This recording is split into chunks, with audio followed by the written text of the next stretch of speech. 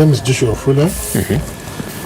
I'm the director of this place and also happen to be the team leader. This beautiful team you can see around. Okay. All right.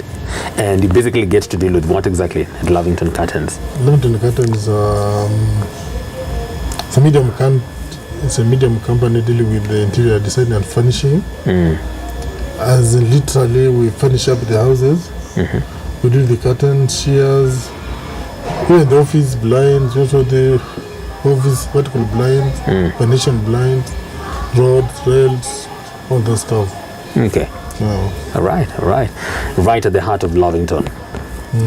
Okay. And we'll just be coming back to the business model and just how things are on the ground. And you're just getting to tell us more about what you deal with and where you get them from, who your clients are and all. But before then, I'm sure you always were not a businessman. Yeah. I was not a businessman before. Let me take you back to the little young boy that grew up as Joshua. Where did he grow up in? How was the family setup? I was born some 40 years ago, Busia County.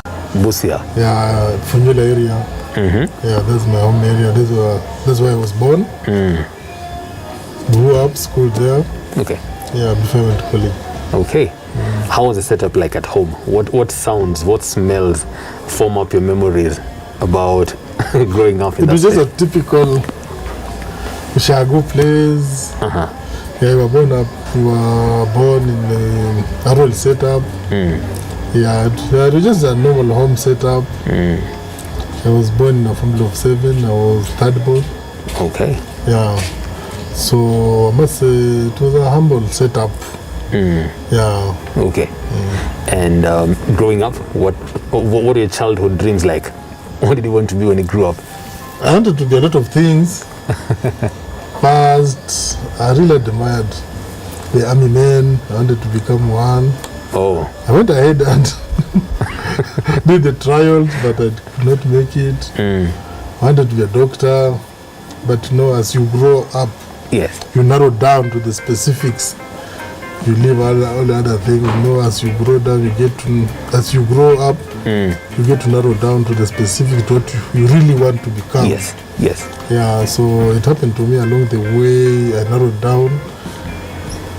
I had a feeling I could be a businessman. Yeah. Anyone in your family who had a background in doing business? No one. Yeah. Not your older brothers, not your parents? No one.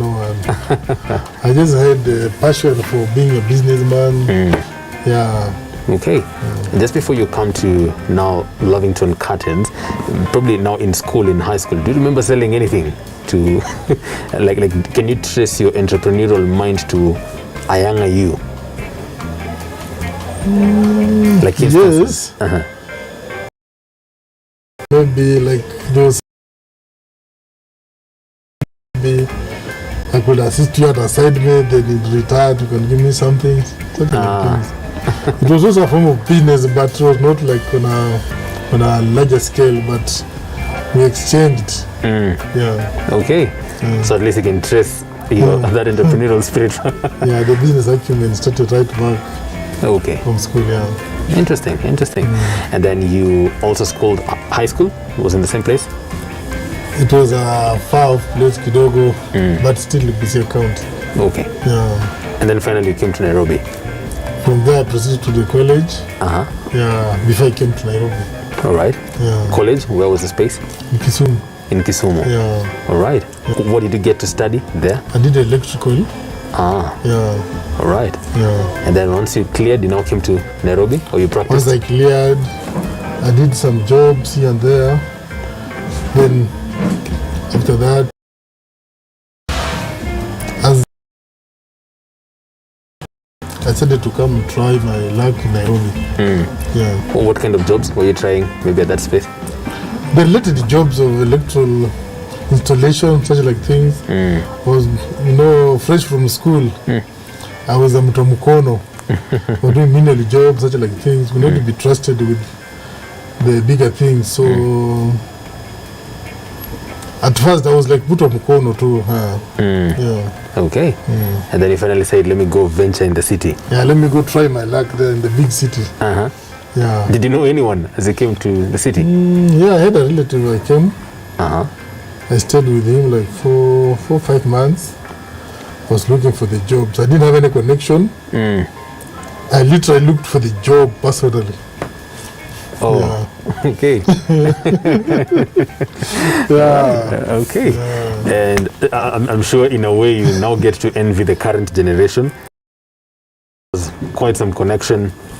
Yeah, sure. It's a good thing to have connections. It's a good thing. Yeah, it lessens your burden of looking around, having to move around from one place to another, but okay. Yeah. So and then you started now looking out for, probably let me just steal your mind in terms of how was job searching like in those days? Are you talking about the 90s? Are you talking about how was the job? 2000 and around 2004, 5 there. Yeah. How was job searching, job hunting like at that time? They could be advertised just like now, but definitely you needed to know someone. You could go there physically to ask around, but the responses were not forthcoming. So, but when you're looking for something, you have to keep on trying. You don't lose hope until you get what you want. Yes. And for me, losing hope was not part of my option. Yeah. Okay. Yeah. So you kept trying. Yeah. Where did I landed in town. Yeah. an Asian farm? An Asian farm, they deal with interior design and furnishing. That was around 2004. Yeah. Okay. Yeah. They were dealing with interior designs and furnishing. Yeah, interior design and furnishing. Okay. Yeah, just almost the same thing. Is it a job like you had applied for? I just went hunting, and by good luck, they happened to have a vacancy. Then I was told, tomorrow come and start work. Just like that. I didn't pay anything. And yeah. Was it maybe surprising or shocking for you since your background was a bit different? I come from a religious setup. I must say there's a higher being who does some things in his own way we don't understand. Then when it came to pass, I believed it was God's work.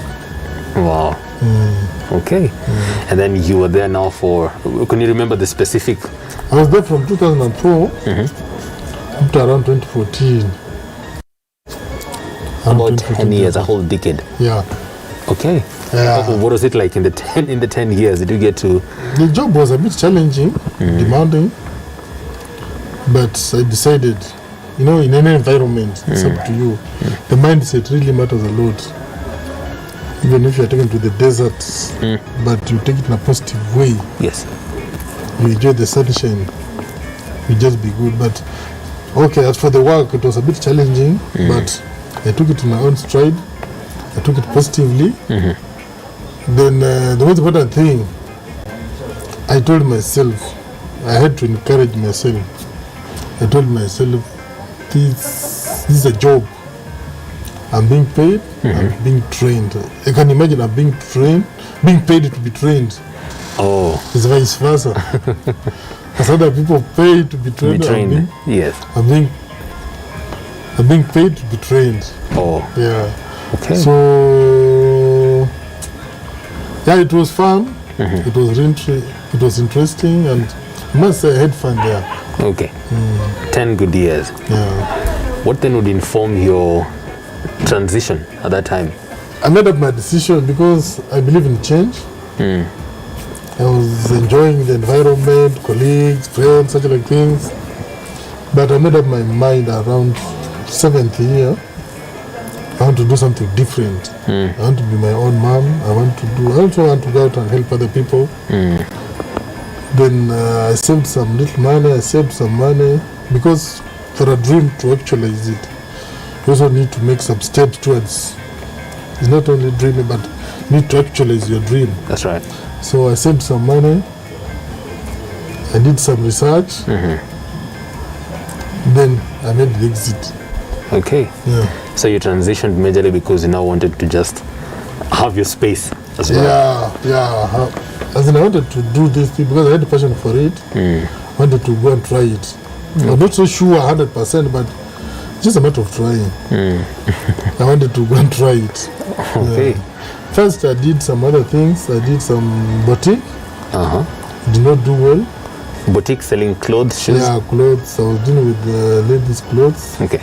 And some sort of menwear.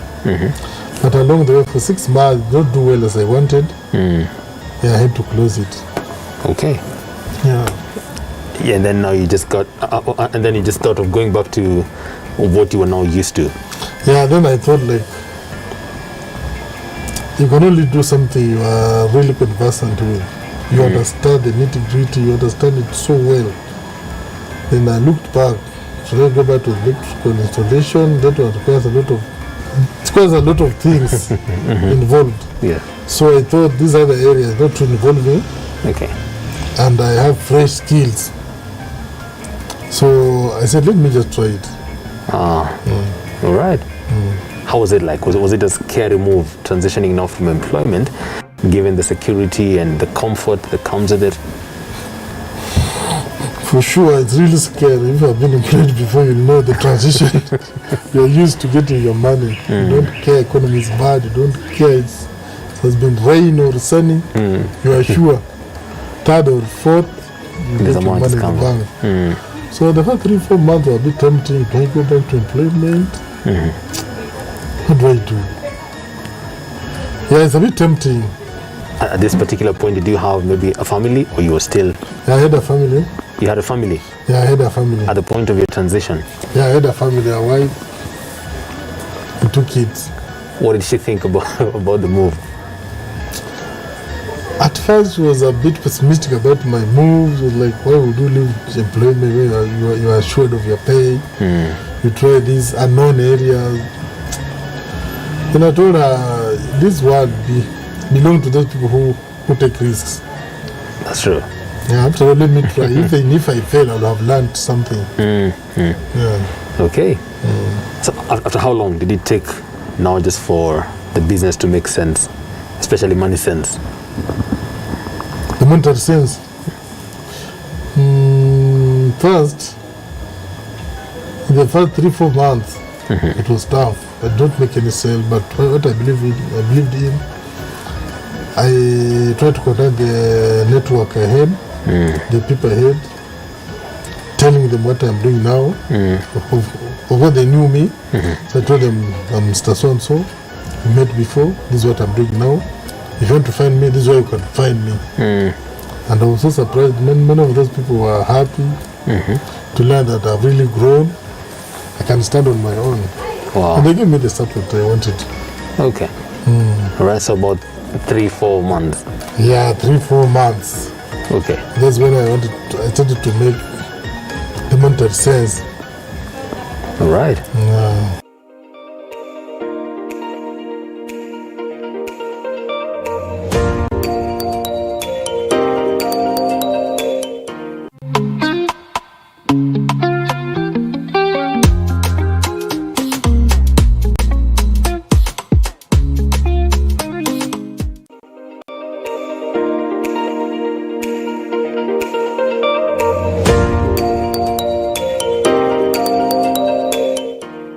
Finally started the business after 3 to 4 months. Yeah. You say the first 4 months were tough, really tough. What's tough? Yeah. What exactly did bad days look like in those days? You imagine, as in you're used to getting money monthly, but here's a situation whereby you open a shop, you pay the rent, the goodwill, such like things, but you're not making a sale. It can be very frustrating. Okay. Was that in Lavington still? Yeah. You're still in Lavington? Yeah. Okay. In this exact space or a different place? And yeah, it was another area adjacent place. Yeah. All right. But the sim maybe probably smaller? Yeah, it was smaller, but now this is big. At least we have grown a little bit. Okay. Yeah. 4 months into the business, you decide to still press on. What was your change of tact? I believe in change, and I believe how to be the source of that change. I believe in pushing on. Yeah. I had to act on, because I believe by just sitting there wishing well, it was not enough. I had to wake up, go door to door. I made flyers. I had to go door to door to tell people, this is what I'm doing. I'm so and so, this is what I'm doing. Okay. Some will wish me off, some will say you are not interested, but some will say, okay, we'll consider you next time we want. Yeah. Wow. By then, did you have any employees? At the start of it, I was alone. You were alone? Yeah, I had to test the water alone. For how long were you alone in the business? 6 months. About 6. Yeah. So you did the door-to-door. Yeah, I was alone. I could close, then go do the marketing alone. Right. But I must say it paid off. It paid off. Yeah. What is your main, if you'd remember a particular instance that was your big break? Yeah, there's one lady, we gave her the flyers. I gave her the flyer, I talked to the soldiers. Then I received a call. Okay. She told me, come take the measurement. I went, took the measurement. Then she believed in me. She gave me the work. And I did to her expectations. And she was happy. I was like, wow, this is it. Then from there, it just started rolling. Everything just flowed. Okay. Now let's talk about the business for a minute. I see some beautiful fabrics and designs here. Yeah. What is the difference beyond the aesthetic value that you get to see?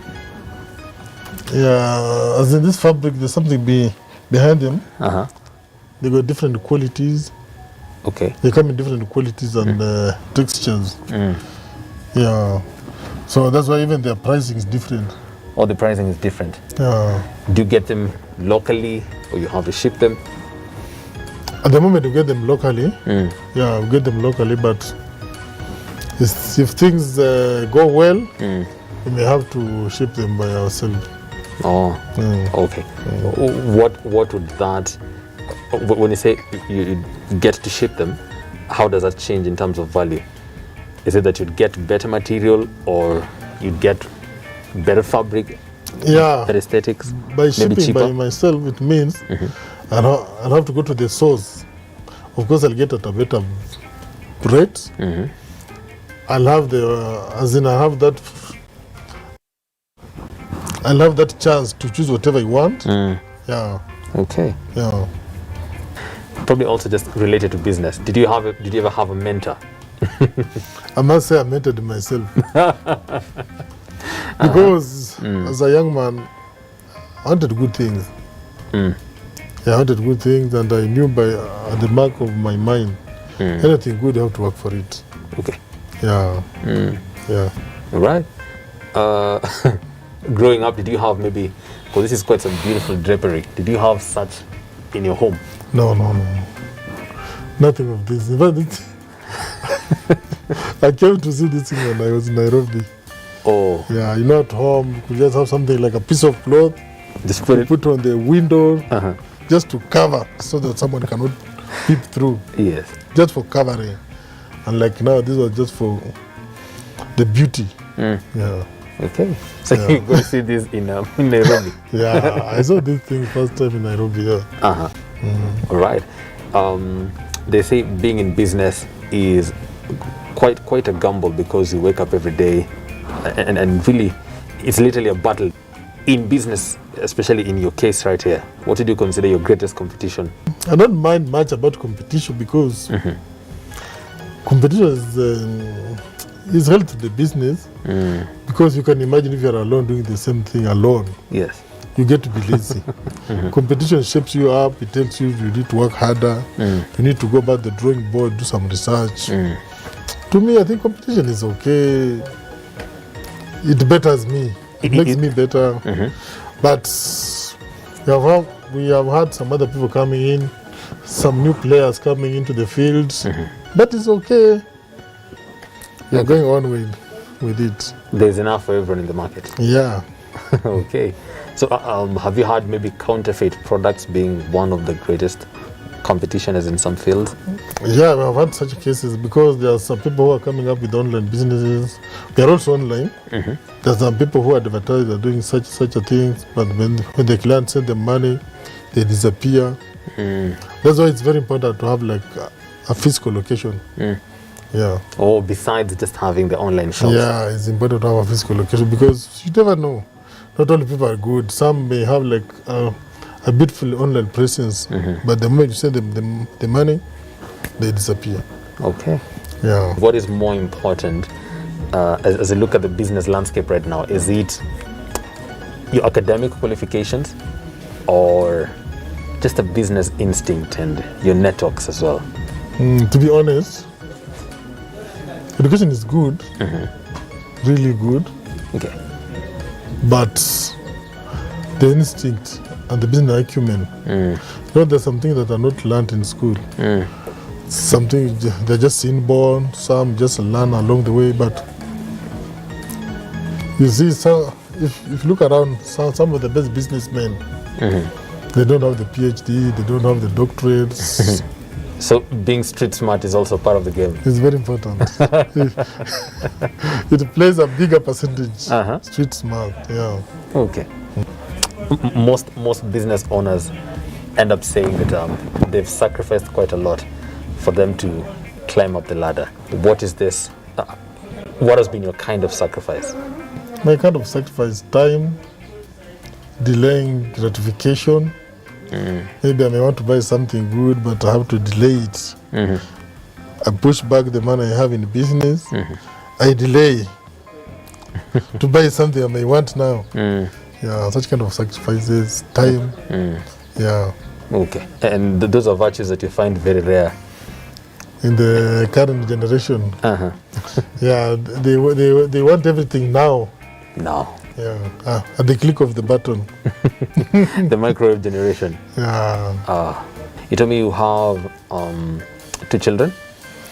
But now I have 3. Now 3? Yeah. Boys, girls? 2 boys and a daughter. 2 boys and a daughter. Yeah. All right. Let me deal with the boys. When the little boys watch you, what do you think they're learning from you? If you'd still their little minds. I think they admire me because we are close to each other. We talk. I get to talk to them, to tell them what the world is. Okay. I inspire them. Yeah, and they admire my efforts and the strides I'm making. Yeah. Okay. You meet a client and they come and buy from you. What is that point of satisfaction for you? My point of satisfaction is not even money per se, but when my client is happy, he or she says, I'm very happy, I'm satisfied with their services, I know I'll get a referral. Yeah. Okay. Yeah. Okay, so that commendation from them is very important. It really matters to me. I make a follow-up to find, and I get a genuine response. Yeah, okay. It's very important. Perfect. And I see you're very artistic also in your expression. Yeah. It is a beautiful mirror. Yeah, thanks. Okay. And the more I keep on looking at it, I see almost a representation of the sun. Yet it also looks like some spikes of some sort. Yeah. Have you had spiky days in your business? Yeah, sure. It's normal. Yeah. How do they look like? How did bad days look like? Because there's always an assumption when people look at he's been in business for 4 or 5 years. He always has it. Always has quite a good ride. There can be a bad month whereby you don't make sales, such like thing. You have to go back to your pocket to foot the bills. Yeah, irrespective of whether you sell or not, the bills will always be there. Okay. Yeah. All right. So for someone who's in business and they're probably just starting out, what did you tell them? Especially maybe think of someone who's transitioning from employment, and it was probably a hard season for them just with the pandemic. What would your words be for such a person? Maybe I'll just advise them to be hardworking, to push harder, and to be patient. To be patient. The results at times, They don't come easily. Patient. Yet that anytime I hear the word patient, I always want to ask almost solely uchokoze. And I want to ask this. When then should someone, sometimes you can be patient with a dead idea. Yeah, true. Yeah, you're right. When should you literally, just like you closed shop with the boutique, what are the indicators that just tell you, yes, I've been patient, but this is not going to work? Because as in everything you do, you have to come up with a strategic plan. How to do your research first in the same area. You come up with your plan. You give yourself like a time frame. It's like within this such and such a time, I want to have achieved this. Then you can leave some error. 2 months. If it's not working as per your plan, then you better switch to other areas. Yeah. Okay. So you're saying it's very important to have a time frame. Yeah. Give yourself some error margin. 2 to 3 months. Yeah. If you still see no proceeds from the same, you can change tact. Okay.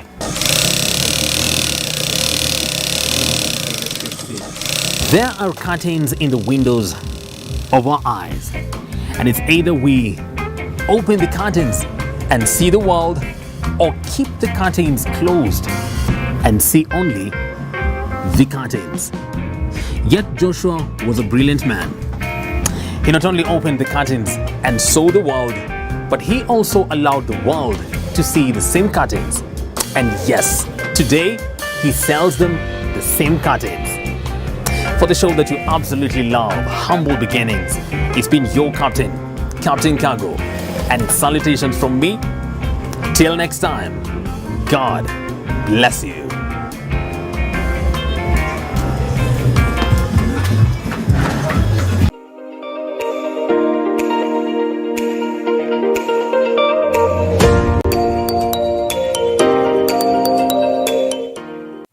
We value your feedback and welcome your complaints about our programming and operations. Feel free to get in touch with us through 0700 893 542. Send us an email to views@look-up.tv. We can't wait to hear from you.